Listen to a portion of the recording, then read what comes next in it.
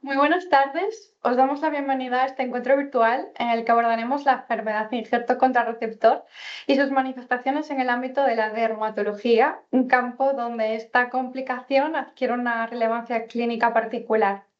La IPR, también conocida como enfermedad de injerto contra huésped o AIDS, constituye una de las principales complicaciones tras un trasplante alogénico de células madre hematopoyéticas. Dentro de estos, la piel se posiciona como uno de los órganos diana más frecuentemente comprometidos, tanto en la fase aguda como en la crónica de la enfermedad. Las manifestaciones cutáneas no solo representan uno de los primeros signos clínicos de sospecha, sino que también pueden ser indicativas de la severidad y progresión del cuadro, impactando directamente en la calidad de vida de pacientes.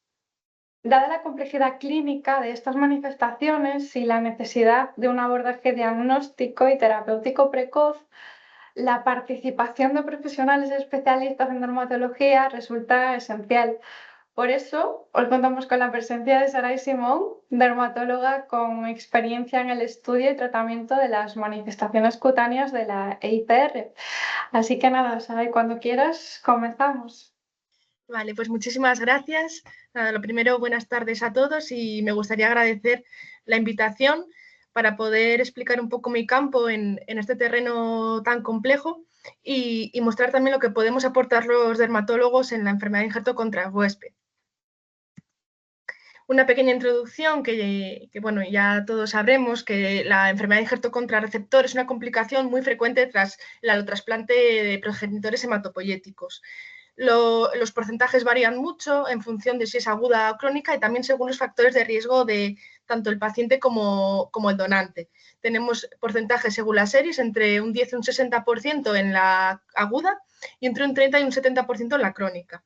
Y lo que es muy importante es que es una causa muy, muy importante de morbimortalidad no relacionada con la recidiva de la neoplasia, de la causa del trasplante, y también de deterioro de la calidad de vida de los pacientes.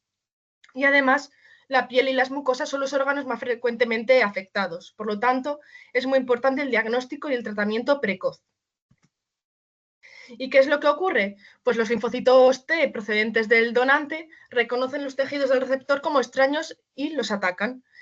Tendremos más riesgo si el donante y el receptor no están emparentados, si el donante es de mayor edad, si ha habido transfusiones previas, embarazos previos, etc. Hay varios factores de riesgo que podemos describir. Y también una aclaración importante es que no es lo mismo que un rechazo. La enfermedad de injerto contra receptor es cuando el donante, las células del donante atacan al receptor, que eso también va a tener un efecto contra tumor que es beneficioso. Y que no es lo mismo que un rechazo, que es cuando el receptor ataca el órgano del donante, que es lo que ocurre, por ejemplo, en los trasplantes de pulmón, de corazón, de riñón, etc. Antiguamente se clasificaba o se diferenciaba la aguda de la crónica en función del tiempo, si era menos de 100 días la aparición o más de 100 días. Ahora mismo, aparte de la clasificación temporal, nos guiamos más por la clínica del paciente. Y tendremos la variante aguda clásica, la variante crónica clásica y luego tendremos entre medias cuadros overlap y también variantes agudas que aparecen más tarde, que son de forma recurrente, etc. Y bueno, respecto al manejo multidisciplinar, ¿qué podemos aportar nosotros los dermatólogos a los hematólogos para el manejo de los pacientes? En primer lugar, el diagnóstico precoz en la piel y las mucosas. Haremos un diagnóstico diferencial, intentaremos identificar cada subtipo de enfermedad de injerto contra receptor, bueno, aquí he puesto contra huésped, como se describía antiguamente, valoraremos la gravedad y también solicitaremos pruebas complementarias. Las más importantes que utilizamos son la biopsia y la ecografía, que las podemos hacer en la consulta mismamente sobre la marcha. También recomendaremos terapias dirigidas a la piel y a las mucosas. Tenemos tratamientos tópicos, sistémicos, incluso quirúrgicos. También monitorizaremos la respuesta, haremos un seguimiento estrecho y optimizaremos el tratamiento en función de los síntomas del paciente, incluso si empeora. También identificaremos infecciones y recaídas. Y por último, y no menos importante, educar sobre fotoprotección y autovigilancia, ya que estos pacientes tienen más riesgo de desarrollar neoplasias cutáneas. En primer lugar, voy a hablar sobre la ICR aguda, en la que la piel es el órgano más frecuentemente afectado, hasta un 75% de los casos, y casi la mitad de los casos es la única manifestación. Se representa como un exantema maculopapular simétrico, es decir, tendremos una erupción roja por todo el cuerpo que es muy característica que aparezca en las manos, en los pies y detrás de las orejas. Muchas veces tiene un inicio abrupto y asintomático, y si tenemos ampollas o despegamiento de la piel, que ya es un cuadro grave, tendremos que hacer un diagnóstico diferencial con una reacción medicamentosa grave, que se llama necrólisis epidérmica tóxica. En esta variante, en la ICR aguda, pues para nosotros es un reto diagnóstico, ya que el paciente está sometido a múltiples tratamientos, a virus del entorno, etcétera, por lo que el diagnóstico diferencial es bastante amplio, pero principalmente con reacciones a fármacos, que son las toxicodermias, y en segundo lugar con los virus, esos temas virales. Para nosotros será un reto saber distinguirlos. Aquí os dejo esta diapositiva con los tres principales diagnósticos diferenciales de la ICR aguda. Y este es un caso de una reacción grave medicamentosa en el contexto de un trasplante, que cuando lo vemos pues ya no se nos olvida. En este caso no era una ICR, sino es una reacción medicamentosa.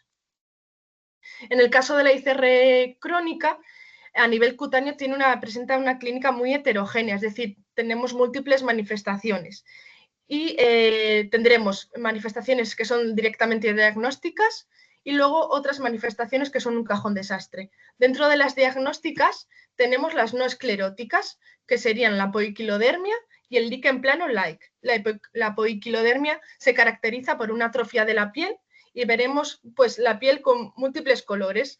Tanto podemos tener hipopigmentaciones, es decir, que la piel se nos vuelve más blanca, o hiperpigmentaciones, que se nos oscurece. Y tendremos también vasitos dilatados en la piel, que se llaman telangiectasias. Y en segundo lugar, las erupciones tipo líquen plano, que se caracterizan por ser unas pápulas planas, como unos granitos planos de color violáceo, que pican mucho y las tendremos en zonas atípicas. Estos son ejemplos de poiquilodermia. En el caso de la derecha, es un caso que vemos muy habitualmente nosotros en consulta en la población general y se produce por el sol, porque el sol también produce poiquilodermia. Y esto es como lo vemos nosotros con nuestro aparato de trabajo que se llama dermatoscopio. Vemos los distintos colores de la piel, un poco de atrofia de la piel y los vasitos dilatados.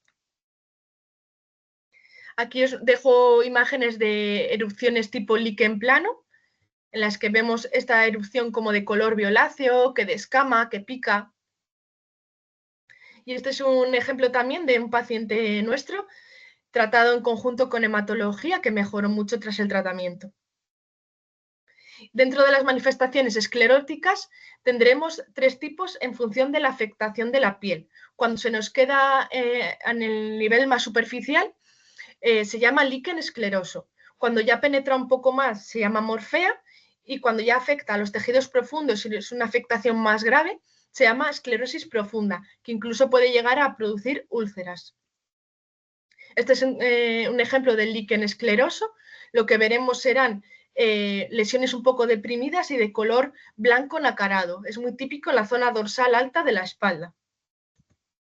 Esto es un ejemplo típico de morfea, que son placas como de color más marronáceo, con un borde activo si están en ese momento activas, y se van deprimiendo un poquito por el centro. Son muy típicas que aparezcan en la tripa, en los glúteos.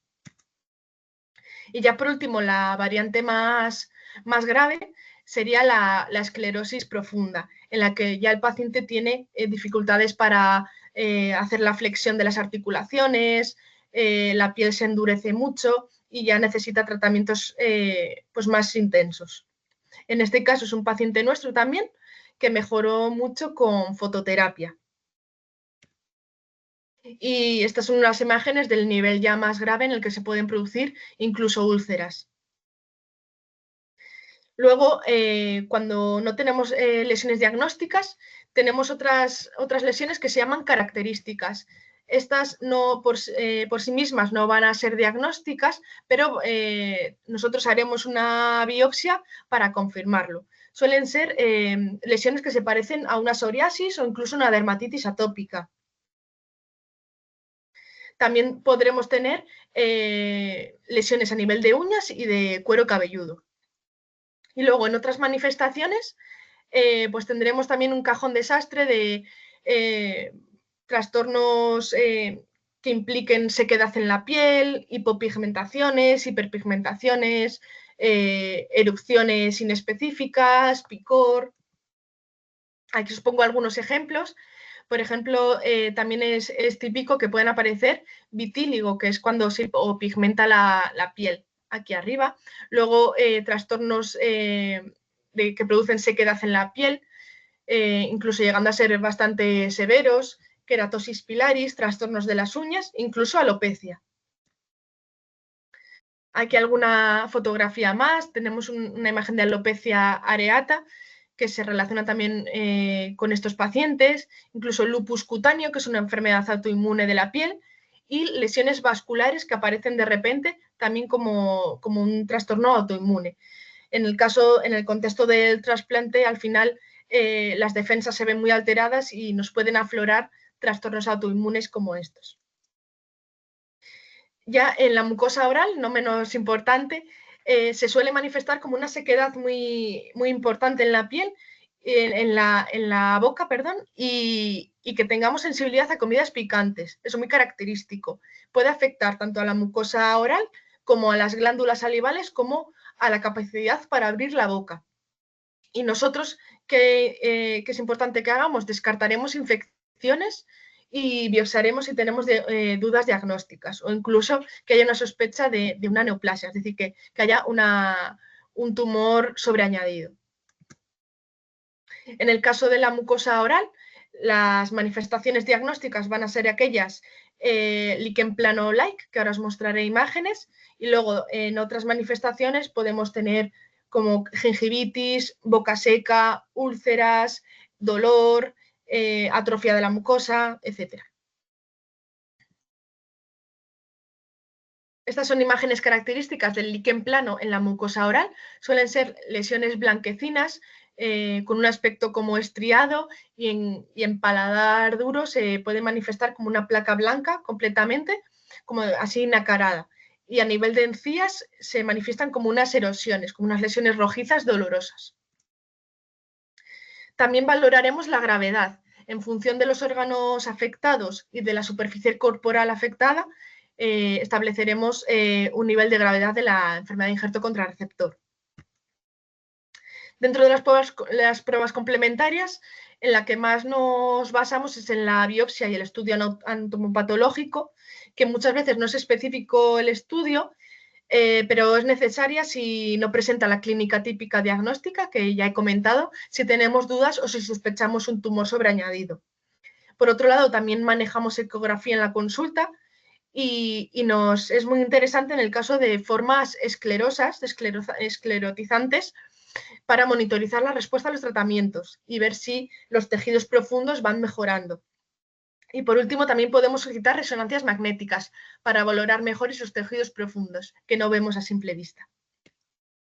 Y ya pasando al tratamiento dirigido a la piel, ¿qué podemos aportar nosotros? Pues nuestra estrella de tratamiento son los corticoides tópicos. Los usaremos en formas leves y en formas moderadas y severas como complemento, cuando no se puede tolerar la inmunosupresión o cuando se prioriza el efecto injerto contra tumor. Aquellos de baja potencia los usaremos en cara, en pliegues y mucosas, porque pueden producir un poco de atrofia. Y aquellos de alta potencia los usaremos en tronco y extremidades porque no hay riesgo y en lesiones muy inflamatorias. Dentro de los efectos adversos, la atrofia cutánea, que puede producir estrías, acné o rosácea, si se dan en la cara. Y si se aplican en oclusión, es decir, si ponemos la crema y lo tapamos, en una superficie corporal amplia hay un riesgo pequeño de absorción sistémica.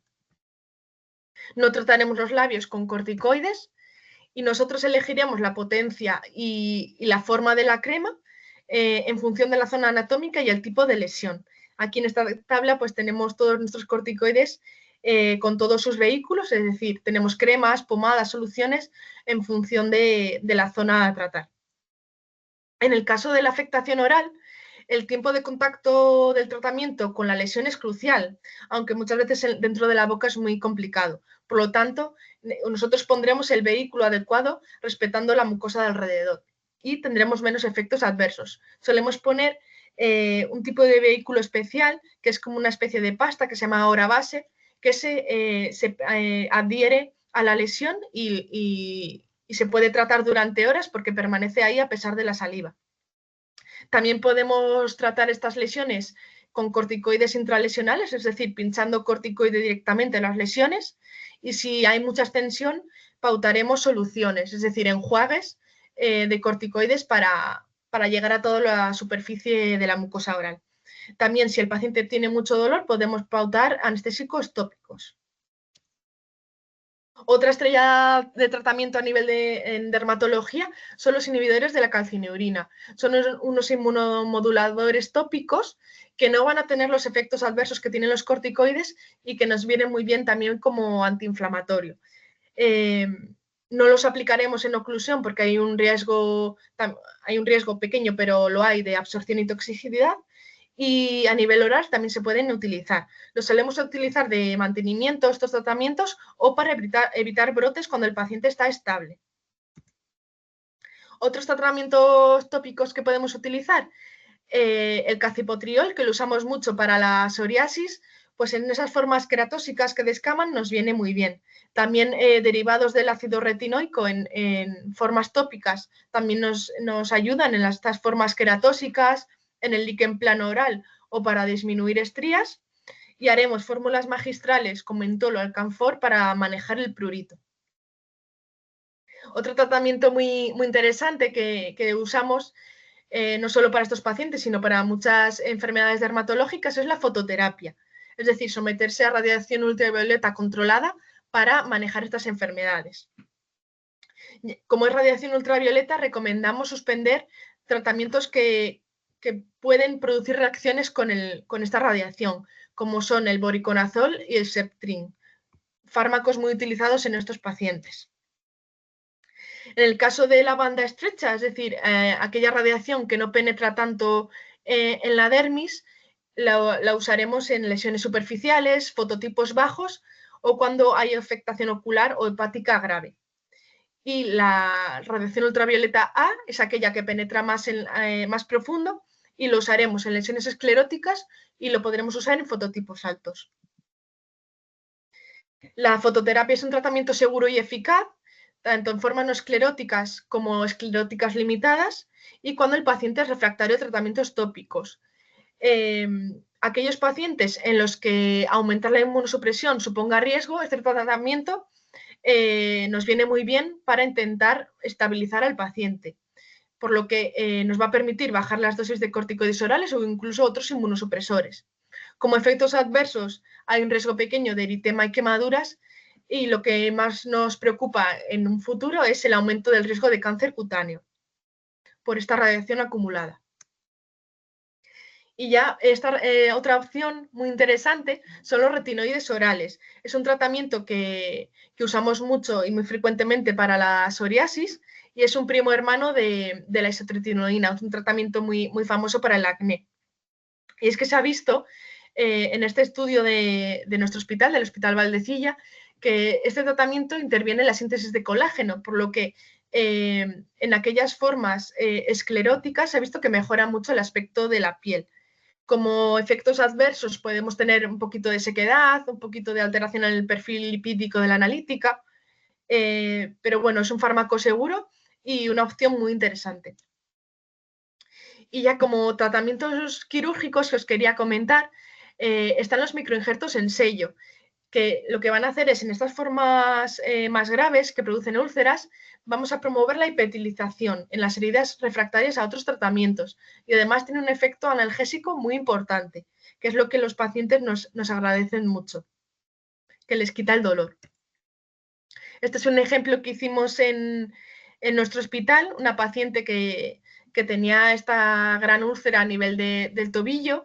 Se cogen pequeños cachitos de piel superficial del muslo y se ponen en la zona a tratar. Y la verdad que esta paciente en la primera semana ya lo del dolor fue un cambio radical y la verdad que está muy agradecida. Y dentro de los cuidados generales, a los cuidados que recomendamos siempre a todos los pacientes, tendremos varias opciones.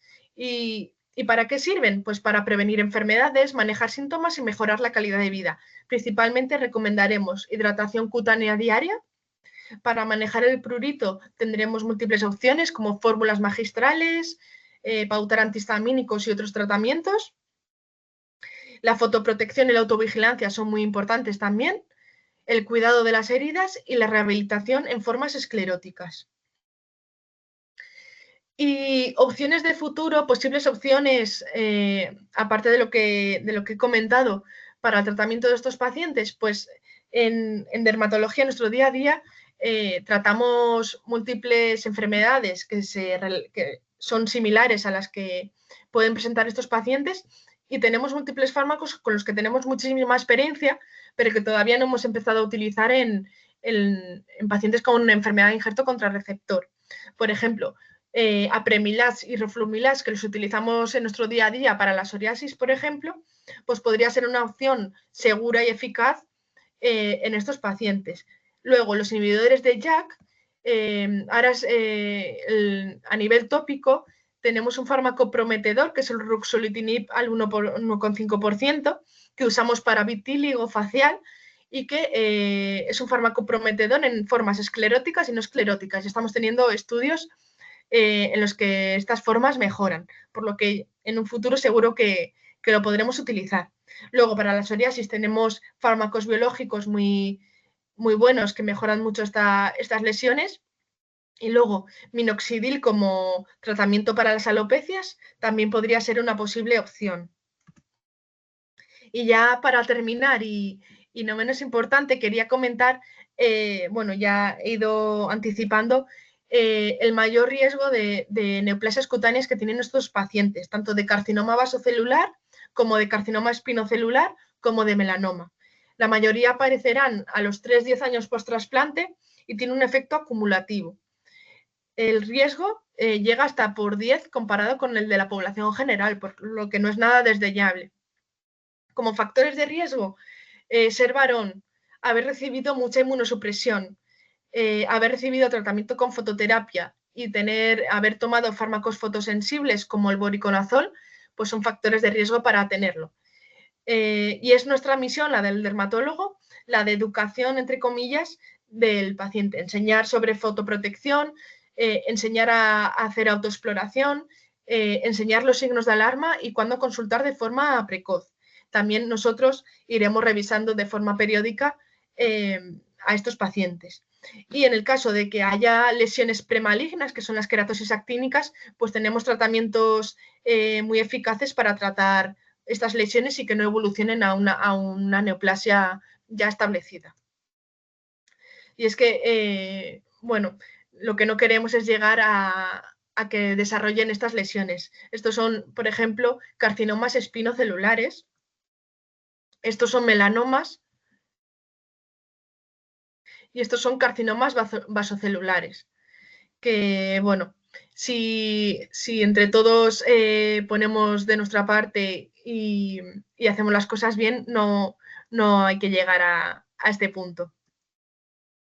Y es que nosotros tenemos una hoja de información que le damos a los pacientes, ya sean trasplantados de progenitores hematopoyéticos como de pulmón, corazón, riñón, etcétera. Todos los que reciben inmunosupresión les damos esta hoja de información en la que se les explica cómo prevenir el daño solar, qué signos de alarma tienen que revisar y cuándo consultar de forma precoz y cómo prevenir infecciones a nivel de la piel.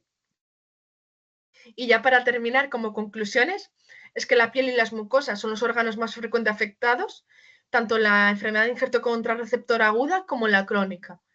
Pueden provocar importantes complicaciones y afectar de forma significativa la calidad de vida de los pacientes, por lo que es muy importante un correcto diagnóstico diferencial y recalcar que es una enfermedad multisistémica, por lo que es muy, muy importante el manejo multidisciplinar para conseguir un diagnóstico precoz y un tratamiento óptimo. Y que los dermatólogos estamos mano a mano con los hematólogos y siempre estamos en contacto para ofrecer el mejor tratamiento y seguimiento a estos pacientes. Y nada, con esto sería todo. Muchísimas gracias por la exposición y por compartir tu conocimiento con pacientes y las familias que puedan ver esto, ¿no? Porque realmente se llegan a ver afectados por la enfermedad y necesitan conocer de primera mano información fiable y que ello disipe dudas en torno a la enfermedad. Así que nada, muchísimas gracias y nos vemos en futuros encuentros. Pues sí, eso espero, que ha sido muy guay el encuentro y oye, cualquier cosa yo estoy aquí para lo que necesitéis.